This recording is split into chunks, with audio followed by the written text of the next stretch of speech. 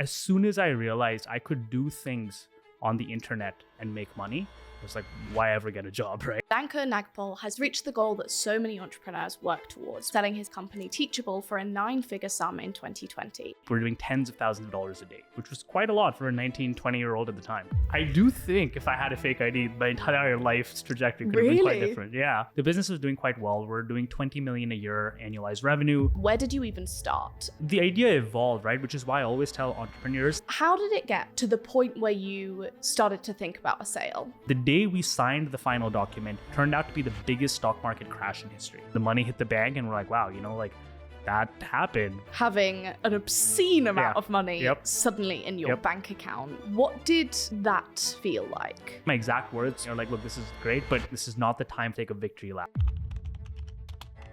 What would you generally recommend as your first 3 hires? Non-technical people are mostly useless. I'd love to know, in hindsight, what you feel like the biggest challenges were of the entire journey. So I think the first and most important thing, and I didn't get this for the first few years, is Look, we've had a lot of entrepreneurs on this podcast. Many are in the midst of growing their company, but Ankur Nagpal has been there, done that, got the millions. He's reached the goal that so many entrepreneurs work towards, which for him was selling his edutech company Teachable for a 9-figure sum in 2020. Ankur has ticked off so many accolades: Forbes 30 under 30, tens of millions of dollars in funding, and of course a large exit. But behind the accolades are more challenges than you might expect. From getting a cease and desist from Facebook to almost being kicked out of the country. I'm so thankful to Ankur for being so open about his journey. This episode was so interesting and such an insight into being a true entrepreneur.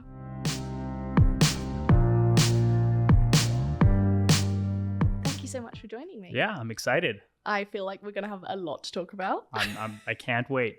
So I'm going to start asking the question I ask everyone. At the moment, do you feel like you are more working hard or hardly working? Definitely working hard. And I'm someone, by the way, I love that statement because I feel like that was always the old Indian dad joke. Anytime they came to a dinner party, you're like, are you working hard or hardly working?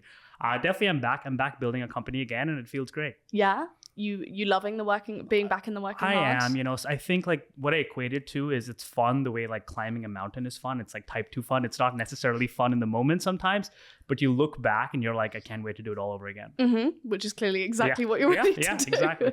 So I'd love to get some context on your whole story, especially for anyone who might not be familiar with what you've done or even just where you're from, your background, kind of what led to where you are now. I'd love for you to give us a bit of a whistle-stop tour of your life and into your career. Cool. To summarize my entire existence. Entire existence. In 15 seconds. So I think I identify as a third culture kid in a lot of ways because I'm Indian, but I never lived in India. I grew up in Oman in the Middle East, but never quite belonged there.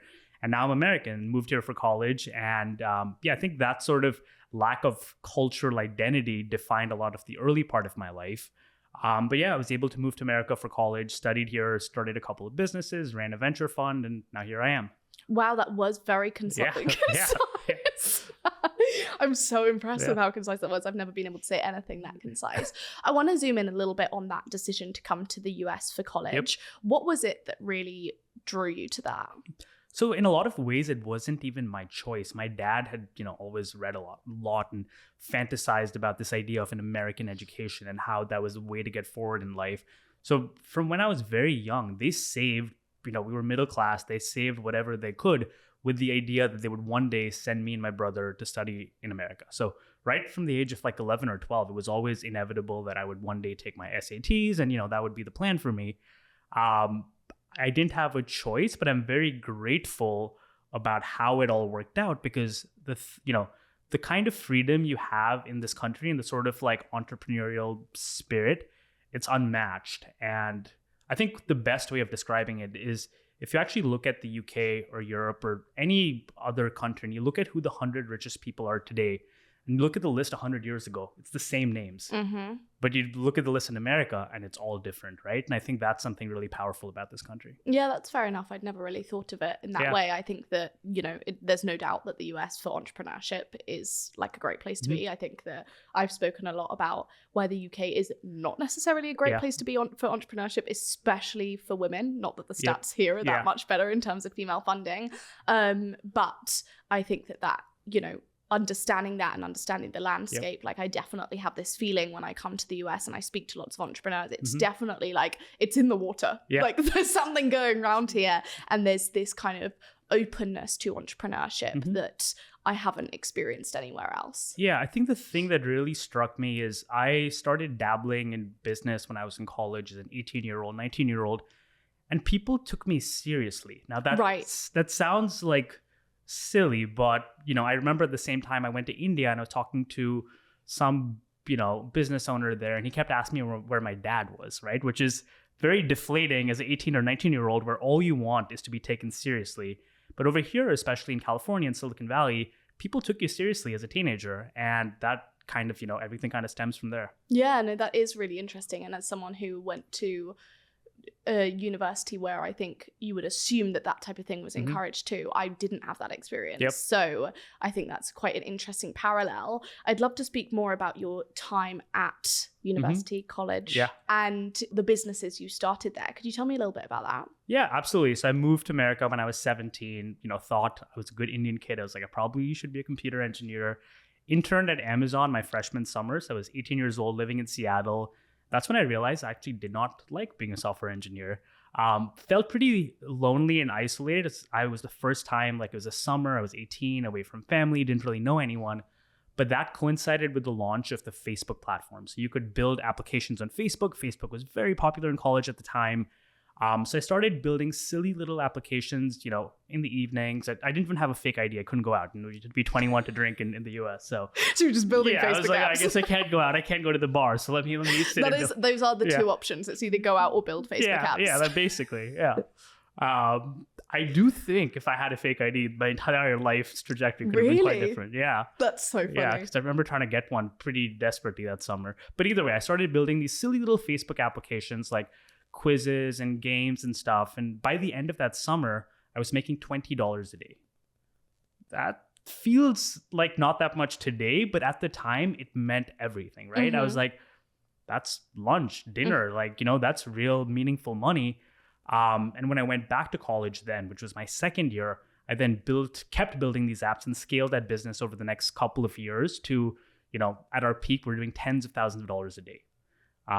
Which was quite a lot for a 19, 20-year-old at the time. Yeah, I mean, that's incredible. That's very life-changing. It was entirely life-changing. And basically, as soon as I realized I could do things on the internet and make money, I was like, why ever get a job, right? Why ever do anything but this? And so tell me about how that evolved from that point to getting to the point where you started Teachable. So I ran that business till about the time I graduated. I was 20, 21. Spent a couple of years after that, was running a consulting company. And then there was a period of just trying ideas that sucked. It was literally almost 2 years of different things not working. I figured I needed a change of scene. So I was in New York for a weekend I think I was 23 years old. And when you're 23 in New York, you're like, why would I live anywhere else? So on a whim, I moved here. And I think that catalyzed, that put something in motion. I started teaching a little bit in person and online. And then that eventually led to building Teachable, which first started as a side project. It was just my friend had online classes. I was like, how can I build a platform for him to sell online classes directly to his audience? And that became Teachable. Incredible. And so where did you start with actually thinking, okay, this is an idea. I think it works. And, as you say, there's some testing of the product itself. But actually in terms of, okay, getting funding, starting to execute the idea, starting to get it out there. Where did you even start at that point? So the idea evolved, right? Which is why I always tell entrepreneurs, don't worry if your initial idea is too small because it'll keep iterating. My first idea was let me find YouTubers and get them to put their classes on Udemy, which was a marketplace. Then I was like, these YouTubers are actually not that good. Let's create our own content and put it on Udemy. And then we're like, Udemy sucks. Let's create our own website and put our content there. So it evolved at every single stage. But after we launched our own product, it probably took 6 months before I had conviction that this is a real startup. And then I went to Silicon Valley and raised money. But for 6 months, I was just working on it by myself, got it to the point of, I think, $3,000, $4,000 a month in revenue. And then I was like, okay, this could be a real business. Went to California and raised money. So I think that's really interesting because I think that so many people, the second they have an idea and the second they have some sort of proof of concept, especially in the US and especially when it comes to Silicon Valley, that is immediately when you go to Silicon Valley and you start, pitching the concept. It's very normal for tech businesses to raise before there is a product and before there's recurring revenue. What made you want to get to the point where you were actually having even a small amount of recurring revenue before you were going to Silicon Valley? Yeah, so there were a couple of things. One is I was scared of my own psychology. And what I mean by that is I had so many ideas in the last few years that I would get really excited about. I'd be like super into it. My friends would ask me, how's that project going? And by then I've moved on to something else. Right. So I wanted to be sure that this was lasting and this is what I wanted to do. That's one. The second thing is when we raised money for this, 2013, 2014, it was hard to raise money. You needed to have proof that you could build a product and have revenue. So the combination of both those factors meant it was almost 6 months before I raised money. But in retrospect, I probably should have done it a little bit sooner. Really? Because I couldn't afford to hire anyone until then, right? So engineers were expensive. I had to do everything myself. So let's talk about you raising that money for the first time, and how you even went about that. Was that the first time you'd raised? Because it's the first time I'd raised money, but thankfully a lot of the people I met when I was in college were contacts I had. So I could go back, hit up people. I had a starting point. But even then, it was months, I think close to a couple of months of conversations that weren't even rejections. They were just conversations. You'd be excited and then you'd never hear back. Right. So, because no one tells you they're not going to invest, right? They're always like, oh, it's a great idea. I love it. And then you never hear from them. But then eventually, after about a couple of months, our first investor, this guy, Matt Brzezina, he didn't know he was the first investor. He didn't even like ask who else is investing. He's like, okay, cool. I'm in. Send me your wire information. I immediately ran to the bank, opened a bank account right there, right then, casually replied to his email a few hours later. And after he invested, all of the rest of the round, just 20 other investors, happened in the next like week or two. So that just shows how investors are so like hive-minded. When one happens, all of them come running behind. Especially with angel investment, because there's this lack of due diligence that you don't get, obviously, when you've got VCT or private equity or whatever it might be. With angel investment, you're obviously asking someone who's probably, they're not going to ask for your financials. They're not going to, I mean, they might ask for a P&L. They might ask for, a number of different things. In San Francisco, it's all vibes. It's all vibes. When you do VC, you obviously have like a month of due diligence where they're going through every single. I think it's funny because I've been through both sides of it. And I think they both have their ups and downs. Like for instance, when we sold our company, right, which we had all kinds of diligence, and I'm skipping ahead a lot. We had like consulting firms, we had E&Y, we had tax, we had all of this stuff. But no one actually used the product, which is crazy when you compare to pre-seed or whatever, where people are just in the product. So I think both have their pros and cons. Some of the most comprehensive diligence processes in my mind sometimes overlook the really simple stuff, like how do I feel using this product? Or right. Yeah, no, absolutely. I think there's definitely different sides of both of them. It's more about knowing what to expect at every stage. What would you advise to someone who's going for their first, like, as you say, your first investor was an angel investor. So someone who at that point hasn't got anyone else quite to bite, but is having a lot of these conversations, people are seeming excited. What would you advise to that person? So the one tangible thing everyone can do is whenever you talk to someone, what I would do is ask them, even if they say no, if you can put them on a monthly or weekly update list. And just be very good at sending a monthly update every single month on exactly the first of every month. The reason this is important is most people don't do anything. And if you can build a track record that this person executes, that helps a lot when it comes to raising money. Like for every subsequent round we raised, it was an investor who had already been on our updates. I typically put hundreds of people in these updates, and it builds this like body of work that you're reliable, you actually do stuff. And people find it a lot easier to invest in someone when they see a trajectory, right? If you see one point in time, it's very hard to know. But if I see a founder getting more impressive, month over month, that helps a lot. Yeah, I think that is such valuable and tangible advice. I think that it's so easy for, I get messages from people all the time who are saying, I'm at this stage, I just can't get an investor. I can't get an investor. And I think, I've often then got people to send over the deck or send over, how they're talking to people because I want to like dive into it. And so much of it is, okay, if this person is not going to do due diligence, how can you do that due diligence for them? How can you present this to them in a way that they feel like they've done the due diligence because you are overly communicating and overly reporting in every way, which is essentially exactly what you're saying. You'd be shocked at how few companies do it. I've invested in probably 100 companies at this point. Less than 10 of them send me a reliable investor update on the same day every month. It seems like everyone should, but everyone doesn't. So it's a great way to differentiate yourself. Yeah, no, especially at that beginning stage where you've got lots of these different kind of angel investors. So at this point, you've raised some money for Teachable. What was the first sum that you raised? The first sum we raised was a little bit over $1 million. Okay. And what type of investors were they? They were all angel investors. A lot of founders of other successful companies, which is ideal. It's my favorite type of investor because they know what it's like. They're not going to annoy you with silly stuff. And from there, we raised another $1 million 6 months later, but that was enough to, hire engineers, build a team, and get going. And who was your first hire? First hire was Noah. He became our CTO eventually. He was an engineer, and I remember I interviewed him, and he said he'd join, but one of his conditions of joining is that I never write code again, because I was a really bad engineer, and I built the first version of the app, and it was very clear it wasn't going to last. So he's like, if you stop coding, I'm in.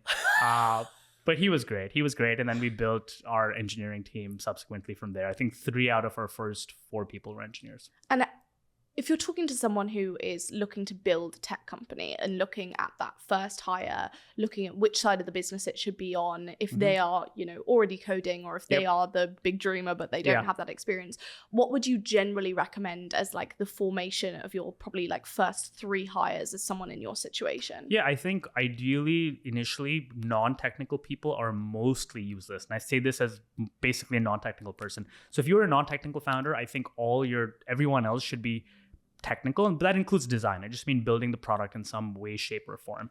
I think marketing and demand generation comes a little bit later. But again, this is such a general rule that, there's a lot of great companies that break it for good reason too. And so how far into this process, you've raised 1 million, then you've raised another $1 million. How far into this process do you start actually making significant revenue as a business? So when we raised our first round of funding, our creators were doing about $40K a month in sales, and we were making 10-15%. So we're making $4,000 or $5,000 even then. And we basically kind of grew every single month from that point onward. So it depends on your definition of significant. It took us, I want to say, we raised money in May 2014. It took us till November 2015 to do $1 million in annualized revenue. So about a year and a half. But at every stage, we were growing quite reasonably. And how, from the initial idea of what Teachable was, because I haven't even got you to define it yet on the podcast, I've now just realized, how did it evolve from that initial idea all the way to what it was around that point where you are making significant revenue? Yeah, so funnily enough, the idea did not change much. The idea was, at the time we didn't use the word creators, but we were like, teachers should be able to sell their courses to their own audience on their own website. They shouldn't have to go through a marketplace. They should be able to build a beautiful site with their courses, content, coaching. Not a very innovative idea today, but back then there was no creator economy or anything. The idea didn't change much. Our business model did. At first, we were charging 15% of sales, but most creators eventually said that was too much, and we evolved to a SaaS model where on average, our creators paid us $70 a month to use the platform. Okay. Yeah. And that was better than a commission structure. Correct. Because the creators felt like, hey, look, if I'm getting my audience to buy from me, why should you keep anything? Right. And why is it going up so much Correct. with each each kind of sale? Exactly. So, I completely understand that. And I think that so much of the creator economy has been based on these other industries in terms of things like commission models, when actually a creator is doing so many different things in the kind of the fact that they are creative directing, they're doing the content, they're doing stuff that often would have costed $100,000 to produce on their own. Yeah, exactly. And we're not really like a lot of our creators, like, if we have Seth Godin on our platform selling a marketing class, we shouldn't charge a percentage, because if Seth told people, come to my house and give me a check, some people would, right? They're doing it for the creator, not for us. Our value is the software and the technology, not like, if we were generating more sales for creators, I would take a percentage. But if it's just the creators selling to their own audience, it doesn't make sense for us to take a percentage. No, that makes complete sense. And how did it get from that point where you've raised a few million, you start making significant revenue, to the point where you started to think about a sale? Yeah, so there are quite a few years in between. So we hit $1 million in annualized revenue at the end of 2015. And from that point, we grew pretty much, I think the first year we grew 4x and 3x and 2x. At no point was I thinking of a sale, but in 2019, we're fast forwarding a few years, the business was doing quite well. We're doing $20 million a year annualized revenue. But at the same time, I was starting to get a little bit tired. We were 6 years in. everything started to feel, 100 employees, everything started to feel like it was taking more work as, we're a grown up company.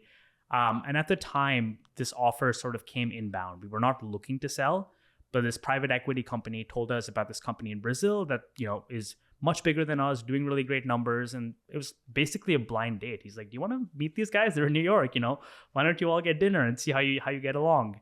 And we had a couple of these dinners over, a course of months, and started to think that, we see the world in a very similar way. And eventually things materialized to an offer, and we went from there. And at that point, when you've obviously had this inbound offer, did you start to think that you should be exploring or going out to market to get other offers? Yeah, so we were not for sale, which meant the fit was really important to me. It wasn't just like maximizing the price.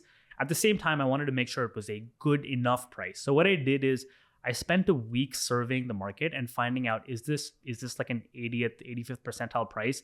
Everyone was like, this is a pretty good price.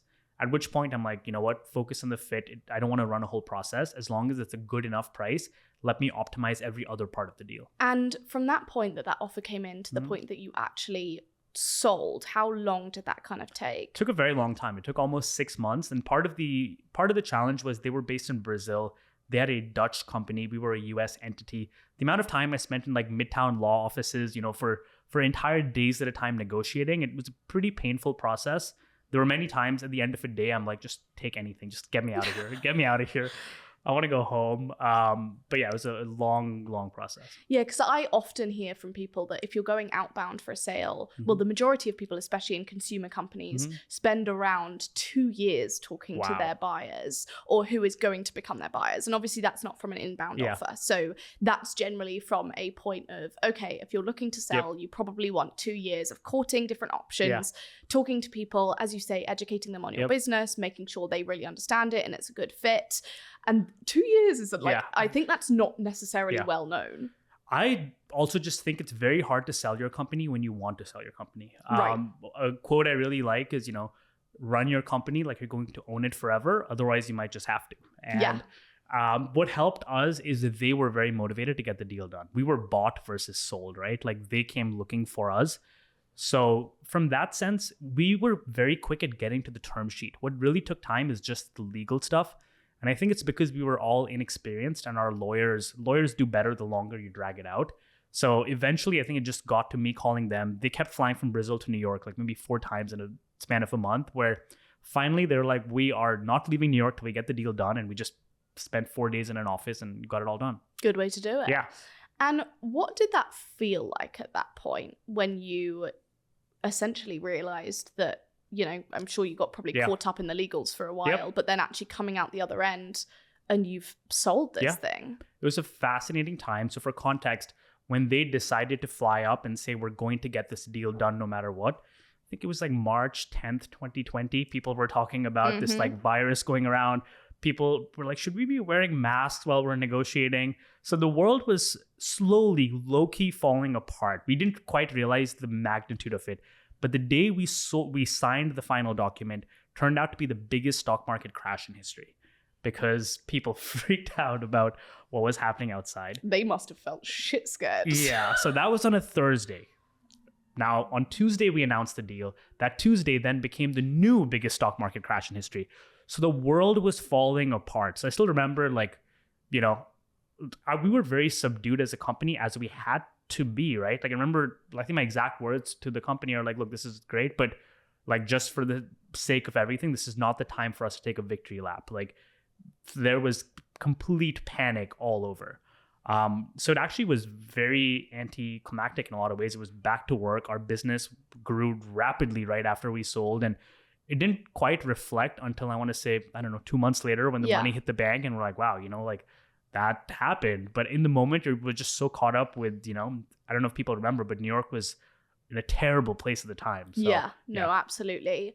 And obviously at that point, I can imagine the emotional effect of understanding that you've sold it, but also suddenly coming into a huge amount of money. I want to quickly touch on, because I think this often isn't touched on enough, how much you were expected to continue at the company and for how long. So again, the reason I did this deal was that company was led by two founders. I think there's a big difference if a company is owned and run by founders. So I was upfront with them that, like I'm not necessarily the long-term leader, and they get it. I mean, the founder there told me if I was you, I wouldn't be either. So we were very aligned. And the way my deal was structured was I owned equity in the company outright. There was no vesting tied to like my acquisition. They've made me a very generous job offer, and that job offer had a lot of stock options vesting. But about a year in, I basically gave back many millions of dollars worth of equity because I wanted to move on. And to me, the whole point of having money is when you're comfortable enough to say no to something that could be worth millions of dollars because your freedom is more valuable. So I want to talk about that, and I want to talk about kind of transparently the what must have been an unbelievable and very confusing and very strange moment of feeling like you've kind of suddenly won the lottery. Yep. Having an obscene amount of money suddenly in your bank account. Yep. What did that feel like? Yep. I mean, I'm going to get no sympathy. And this is like the smallest violinist playing for this, but I do remember being like, wow, I just got a life-changing amount of money, but I'm stuck in my 400 square foot apartment. I can't go out and celebrate. Like the entire world is locked down. So there was a big sort of adjustment period. I don't think I did anything like, I didn't have any extravagant purchases. I remember I bought a car a couple of weeks later because I wanted to go surfing, and like having a car in New York is not necessary. It's definitely a luxury purchase. But even then I bought a secondhand car, even though there was no reason to. I can't shake how I was raised and brought up. So from that perspective, I think eventually a lot of it like settled down. But what I have used money for is really for freedom and independence. So one of the things I've now done since is like go see my family a lot more than I used to. They're still in Oman. I now prioritize seeing them 3 or 4 times a year. I'm able to, take us on nicer vacations than we have before. Things like that, I think, is what's made a real difference. Outside of that, everything kind of settles back to where you are. Yeah. And what have you learned about money since coming into so much? I think, firstly, I have a lot of friends who have, and my perspective is different from others. But for me, money is a tool to live the life I want. My life is not a tool to make the most amount of money possible. And I know a lot of other people who feel differently about that. Like, so for me, if I'm not thinking about money, that's its utility to me. I don't care about, becoming a billionaire. I do, and this sounds silly, but I do have friends who are very, very, caught up on that sort of treadmill. But then again, I do feel bad for them because typically that comes from a place of fear, or like it's a cycle. All of this stuff is kind of formed early on in life. And I can imagine having the type of exit that you've had and feeling great about it and feeling like you've built something that matters and you've built something great, and you've also exited successfully, and that's, fantastic.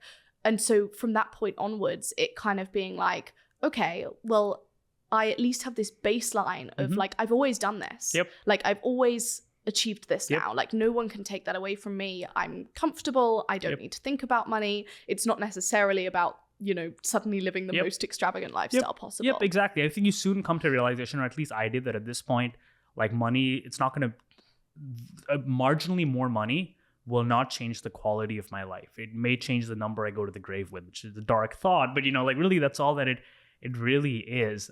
Does that mean with my next business, I don't want to have a huge outcome? No, of course I do, but I'm a competitive person, and it's a way of, it's the way the sport is judged or whatever.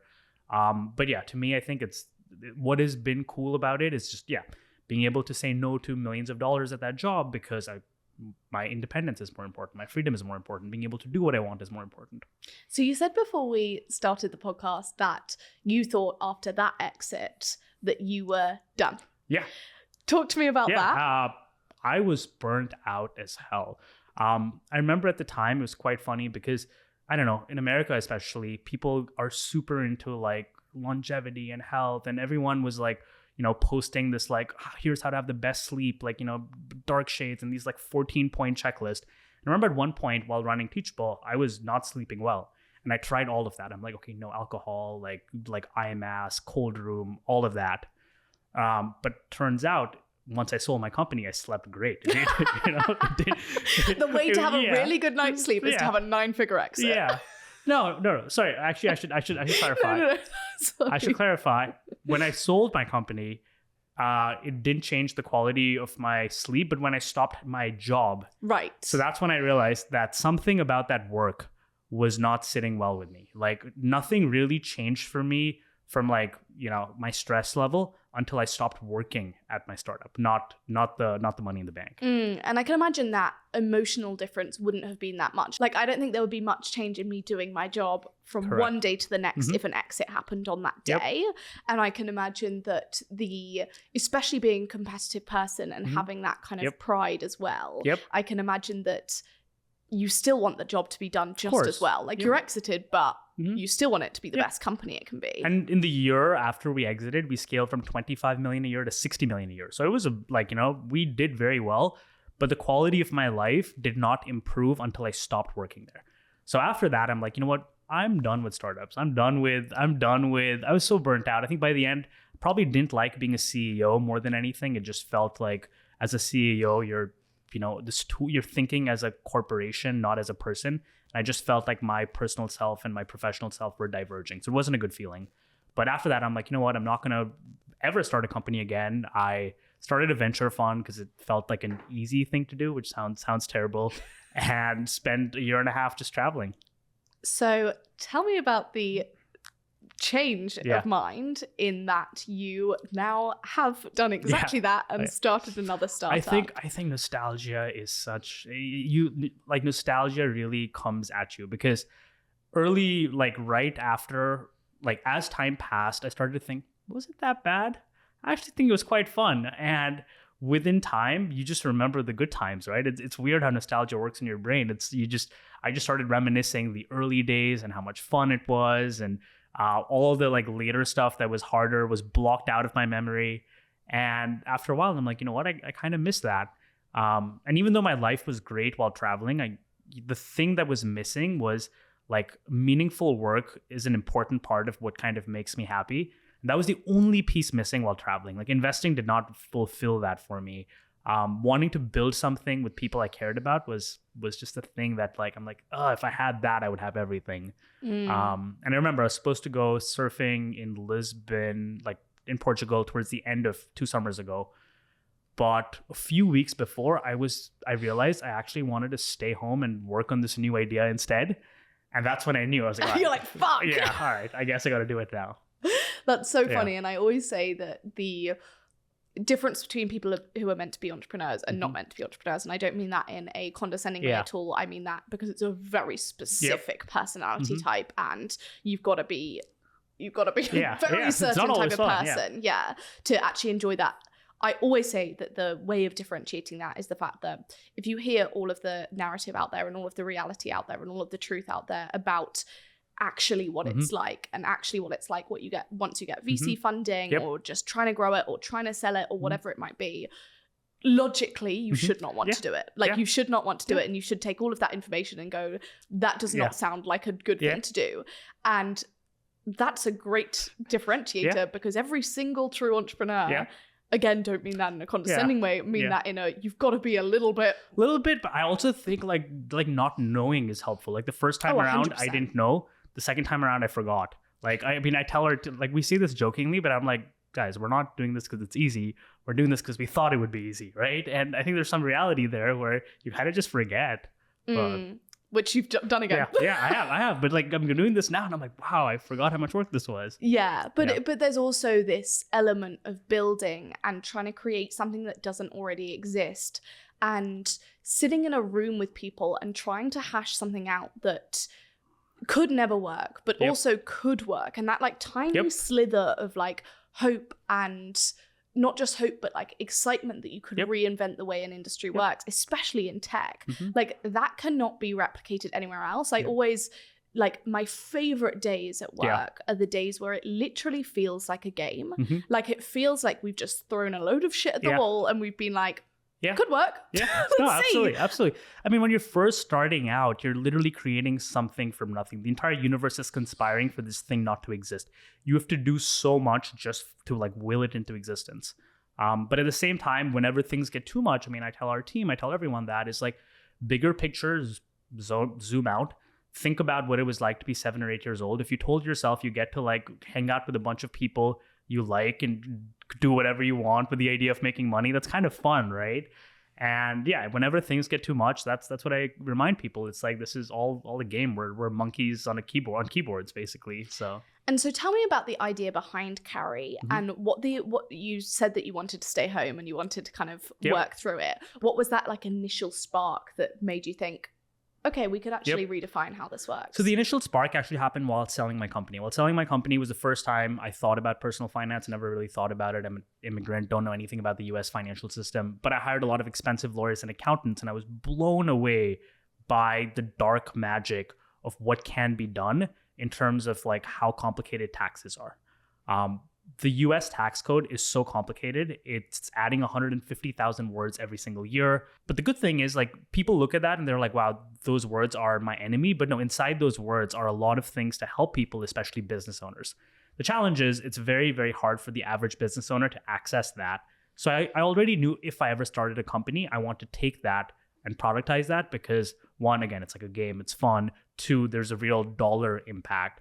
And three, like, again, helping business owners is what my last company was. It's just very aligned with my mission. And so when you started having this idea, you started hashing it out. What was the point where you actually thought, I've got to get some people in a room together and I've got to start building this? So I remember I was basically trying to set up a retirement account for myself because I had my own self-employment income.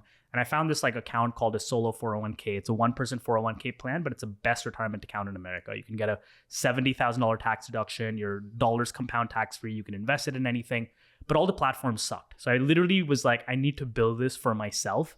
And when I couldn't find the right software solution, I started harassing people like, let's go build this. I put out a Twitter thread to validate the idea actually, where I told people like, hey, here's this account. My friend is building this platform. Let me know if you want an introduction. And I got a waitlist sign up of like 70 or 80 people. I was like, okay, wow, other people would do this and it's time to go build. And did you at that point think about going for funding? So I had the venture fund I was running, right? So I was like, early funding, I will fund this myself. I don't need to go externally. Of course. And when I started the company, I actually tried doing both. I tried running my venture fund and Carry, but soon realized that I couldn't do both. And I ended up giving back almost 30 something million dollars to my investors, being like, all right, venture fund is done. I'm now 100% focused on building. So tell me how that was, because I can imagine, obviously, within the entrepreneur space, one of the biggest frustrations, I think, of a lot of people, or this, it's ingrained into a lot of entrepreneurs, is that you're only as good as your last thing. And because there are so many people that have had one incredible thing and then have not necessarily managed to replicate that success. I can imagine that there was probably a little bit of pride as well in being like, I'm returning $30 million and I'm not going to do what I originally said I was going to do. Can you talk to me a little bit about that? Yeah, absolutely. So I'd raised a little bit over $70 million. I said I was going to be an investor, and that was great while I was burnt out. But as I started feeling myself coming back to life, I was like, being an investor, it's too passive. I want to, actually do stuff. Then I tried doing both. And then I was like, it's not fair to my startup and my company if I'm spending time taking calls with other companies. There's just too much actual work that had to be done, that I'm like, it's time to do the difficult thing and return a lot of my investors' money. It was easier for us because my fund charged no management fees, which was pretty atypical. A lot of other funds take up to 20% in management fees. We had no management fees. So it was a hard decision just because, it's always hard to give back money. But as soon as I made the decision, I just felt lighter. And that's when it's the right thing to do. And I announced it. And most people were pretty happy, especially because the fund owned 20% of the company. So they were like, hey, okay, if you're focused on this, we're investing in you, and that's really all it is. Yeah. So you had like a very roundabout way of raising funding for the next thing. Exactly. So tell me about the trajectory of building Carry and how it's gone from this initial idea of helping people with their finances, particularly high earners and business owners, how it's evolved and how you've kind of validated the idea, but also created the product itself. Yeah, absolutely. So at Teachable, I always felt like one of the mistakes we made is we were very, very good at go-to-market and we were very good at growth without the underlying product being that strong. Like in the early years, it was good, but by the end, it got harder and harder to grow because our product just wasn't as good as it could have been. So at Carry, we took the opposite approach where we are spending $0 on paid marketing and really just trying to focus on content and like telling the narrative of and teaching people how they can save money on taxes and letting our product actually do the work for it. So it's gone pretty well. I mean, we're at 1,200 customers now, about 600,000 in annualized revenue. Not super fast for a little bit over a year, but my goal here is to just get the product to the point where it's so good, and then amplify it with marketing. Mm-hmm. And you're obviously, as part of this journey, you're building it to get to far beyond where it is now. How have you built the team with that in mind? What stage is it now in terms of the amount of people on the team? What do you expect it to get to? Are you projecting an exit, and what would that look like? We're 11 people, almost all of whom are working out of our office in Brooklyn, which is really, really nice. And it's honestly great to just see people I like every single day. We've indexed very heavily less on pedigree versus people who really want to work at a startup. And they're like to me, the bargain of a startup as an employee is you're agreeing to work really hard. Yes, it's fun, but you're working harder than your peers are for potentially less cash compensation. But in return, if the startup works, this is life-changing from a financial perspective. It changes the trajectory of your career. You're basically compressing what could be 20 years of work into a short period of time. So found people that really want to do that, and focused on people I want to spend time with. I mean, that's the other realization I've had is you spend so much time with the people you work with. At Teachable, there were times where people I didn't always enjoy, but because they were so good at their job, that was fine. This time around, I'm I don't want to do that. I want to, just be around people that want to do this. But in terms of our ambition, I mean, my goal is to build a financial institution from the ground up. The last major company to do that in America was Charles Schwab, who did it in 1975. So it's been a while. And Charles Schwab is a public company worth $150 billion. So I think that would be a nice outcome. So got a big trajectory ahead of you. Yeah, that would be a nice outcome. And knowing that you enjoy the building so much, even though obviously there's an element of probably every tech founder that wants to get to a great exit, how are you building it this time? Obviously, you've said that you're making sure you like the people, making sure you like working with the people. But beyond that, in terms of how many years you're thinking it will take to get to an exit, whether you'd expect to go to IPO or whatever it might be, purely so that you can keep building it. What's that kind of mental preparation like? Yeah, so this time fighting to keep the team really small. Because again, I think Teachable was really fun up to about 50 people, somewhere in that range. After that, it got a lot less fun. So fighting really hard to do that. And everyone says that. What does that actually mean? It means for certain things, we may use more freelancers and outside resources versus full-time employees.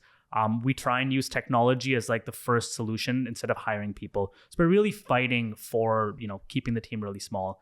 In terms of outcomes, I'm not really thinking of the exit. To me, whether you go public, that's a liquidity strategy, not necessarily an exit strategy. And my goal is to build this potentially forever, with the one caveat that I don't need to be the CEO forever. Last time I just thought I had to be the CEO forever. Now I realize they're two different things. If you're a founder, you can go be a founder for 5 years and then hire a CEO and still be involved. So I could see that changing because, again, I did not love being a CEO by the end last time. So far, I'm loving it again, but we're small, so we'll see. And looking at this entire journey and looking at kind of the biggest challenges you've had along the way, and kind of so much of what we've spoken about has been these different stages of funding in terms of being able to get to your overall goal. Because you've done such interesting threads on funding on Twitter, which is actually, I think, how I'd originally found you, which is funny considering how impressive what you've actually done is. I'm oh, Twitter. This is why content marketing matters, right? It's true. Could you tell anyone who's listening to this who is either starting a startup or wants to start a startup or has a startup and wants to know more about the funding landscape, what are the biggest tips you would give to people in terms of making sure you're getting the right funding at the right time, doing it in the right way? Yeah, absolutely. So I think the first and most important thing, and I didn't get this for the first few years, is understand your investor's business model. Their business model is predicated on such outsized successes that our seed investors made 20 times their money. That's still not an amazing outcome for venture investors. They want to hit 1,000x or, several 100x. But what that in turn means is when you're pitching your idea, you want to make it sound really, really, really massive. For us at Teachable, the first pitch was talking about how we're Shopify, but for courses. But, that didn't go too far. But then we didn't change the product at all, but just changed the pitch to talk about how in the future, information is bigger than physical products, and we're going to power all forms of information commerce. It's all silly words, but they really make a difference to convey the biggest possible vision of your idea. So I think that's super important. To realize also where your investors' interests may diverge from yours. Because like if you have a company that you own 50% of that you sell for $100 million, that's a massive win for you. It's not a massive win for your investors. So they may try and persuade you out of those paths. So again, just, when you're taking their advice, just understand that you have different business models. The third thing that I did last time and I'm doing this time too is running my company in a way that you don't always need the next round of funding. We'll raise one round now, but after that we're done. Like we're done in that we may raise again, but if we do, it'll be from a position of strength and versus needing to raise money. I think the worst outcomes happen when people get into this trap where they need the next round of funding. So you do the thing to get the next round of funding versus what's good for the business. And that's when you start to lose track of your cap table, your board. And we were able to personally, I owned over half the company when we sold, and I had 2 out of 3 board seats. That was only because of the way we structured it. That's so interesting. I think that so much of that, I think so much of the funding landscape, you talk very specifically about multiples, valuations, kind of, when to raise all of these different things. I think a lot of what's not talked about are the non-financial aspects of, are you building too big a board? Are you are you going against what your investors' kind of overall intention is, or what your overall intention is? All of these different things that aren't necessarily thought about because you're thinking about how good your valuation is. Yeah, of course. That's sort of the overall thing. It's like valuation is just one number. The quality of the people will end up making the biggest difference in your life. Like my 3 biggest investors at Teachable are now amongst my closest friends because it's a 10-year relationship at this point that just compounds and grows. Yeah, last round, Tala, for example, we actually took the lowest valuation out of all of the ones that we came in, purely because we were like, those are the best people. Yeah. Those are the best people. Those are the ones we want to build with. I'm not building a company that, I want to hate being in because we will not get to where we want to get to. And there's so many other terms to negotiate for. Valuation is just, just one of them. Yeah. There's so much that I didn't necessarily know at the beginning in terms of watching out for nasty terms. Yeah. Someone can give you a great valuation if they've got 2 times prefs in there or something like that, where they're going to get paid back 2 times before you're going to get a single penny. The thing that surprised me is how much all this stuff is kind of made up, and how at every new funding round, everything can be rewritten. So it's something to always watch out for. Yeah, that's a really, really good point. And I think that it's really, all of these things, I'm so glad I got well versed in. Yeah. And I think if I hadn't got well versed in, I probably would have allowed myself to be really fucked over by this stage. I think especially from what I've seen overall, the US seems to be a lot more founder friendly than the UK. The UK is probably still better than continental Europe. Right. That's the threshold. But So you really want to watch out for how founder friendly these VCs are, or whoever it might be are, and making sure that you're not just throwing away everything else in the face of valuation, because as you say, it might be that on the surface, this valuation is higher, but if they're getting paid back 2 times before you are, or completely if, it's a part of a smaller overall valuation when you sell, then it's not necessarily going to help. So this doesn't always work, but I do find if you can raise from people who have been founders before, they typically are a lot better about this stuff. Yeah. Because anyone who can put themselves in your shoes will be more empathetic. Yeah. And I can imagine if I actually anytime I do angel invest, it is in that scenario, you never want to you never want to make the journey harder for someone. You know they're making money for you. I think one of the best pieces of advice I was given was, these people are lucky to be investing in your business. Remember that investors have a duty to allocate their funds. It is their job to get rid of this money. Therefore, of course, they want to do it in the best businesses possible. And if you believe in your business, it is their privilege to be involved, for you to go to work every day to make them more money. You're deciding who you're going to make rich. So. Exactly. So great. And just bearing that in mind as well, I think is so important. I'd love to know, in hindsight, what you feel like the biggest challenges were of the entire journey. It's always the human relationships, right? It's the most rewarding, but also the most challenging. I can think of several times when my most stressful times were when there was what I felt like I should do as a CEO and what I felt like I should do as a human or a person. And sometimes they're just different. And I still don't have the solution to that, but that sort of inner conflict, right? Because I believe in you're only one self. I don't believe you're your work self and your personal self and stuff. But as a CEO, there are times those are in conflict. And with time, it gets slightly easier, or rather you get desensitized, but nowhere close enough to, that was always the time I questioned, do I really want to do this? And those are always the hardest. Like everything else, like product and fundraising, so much easier compared to that. Yeah, because I think we as humans as well are like ingrained to a certain extent. Like you don't want to go to work and feel like you're being a bad person. Correct. And obviously at any point you'll completely avoid that. Yep. But even if like what I struggle with sometimes is even the fact that I have to go back to someone and say with a piece of work that they thought was great, and I have to go back and be like, this isn't great and this is why. Yeah. And there's an inherent part of that makes you like the times I've had the biggest like lose it moments have been like, I feel like I've been the bad guy every single day this week, and I'm also the person who needs to go to investors and say why we're doing not so well, or why this has happened, or whatever it might be. And like those two things are so hard to get together, because you feel like you're letting everyone down and you're being like wrong in all of the situations, but it's part of what you have to do. The other thing that's always very hard is if things are inherently not going well, you kind of have to still have a high morale for the sake of your team, right? Which is, again, like everyone looks up to you to decide how to feel. So if you're like, everything is fucked, they're going to think that. So you have to kind of have this shield of almost invincibility around you. And sometimes that's why I find it helpful to have a peer group of other founders, so I can, talk to them about that. But otherwise it can be kind of alienating. Oh, 100%. You have to be able to ring fence, and you have to be able to you are the one who started the company. It is no one else's duty to come to work and think that their job might not exist tomorrow. And obviously that for the majority of the time is not the case. Like you're not on the verge that much, but actually knowing that, when you get to a bit of a stressful point in terms of where's the next funding round coming from, or you get to a bit of stressful point in thinking, actually, we're not sure the business works past this level, which actually means we can't create a meaningful multiple for anyone. No one else other than you there decided to do that. And so they're there to do their job. And it is your duty for that person never to know unless they are at the level where they should know. And then, even then, it's still your responsibility to make sure they're okay. It's your job.